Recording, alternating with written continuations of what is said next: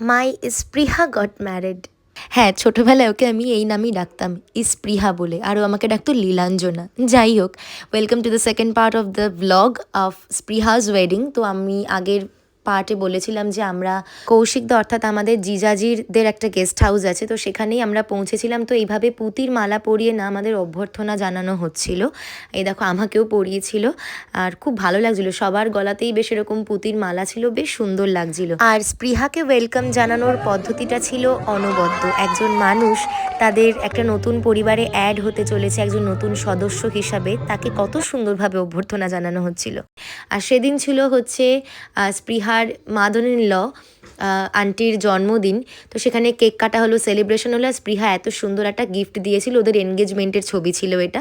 তো তারপর একটুখানি স্ন্যাক্স খাওয়া হলো, সিঙ্গারা, মিষ্টি। আর এই পুরো গেস্ট হাউসটা এরকম সুন্দরভাবে সাজানো হয়েছিল, সারা রাত ছিল এই লাইটটা। আর দেখো সানিকে দেখো কত মিষ্টিভাবে টুই টুই করে হেঁটে বেড়াচ্ছে।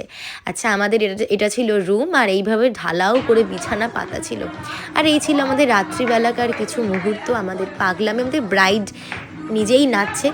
যাই হোক, তো চলে যাই পরের দিন সকালবেলা। পরের দিন ভোর 5টা, 5:30 নাগাদ ও উঠে পড়ে। তার আগেই ও উঠে পড়েছিল, পরে এরকম সুন্দরভাবে সেজে গুজে নিয়েছিল। নিতু আন্টিও সেজে গুজে নিয়েছিল, আর এই হাত নিয়ে নিতু আন্টি খাইয়ে দিল একের পর এক মামিজি, আর তারপর স্পৃহার কাকিমা, সেও খাইয়ে দিল। আর দেখো আমাদের দুর্গা ঠাকুরকে কি সুন্দর লাগছে একদম। এর পরের পার্টে তোমাদের সাথে আমি শেয়ার করছি ওর হালদির সিকোয়েন্স অ্যান্ড আরও অনেক কিছু। তো দেখতে থাকো পরের পার্টটাও। টাটা।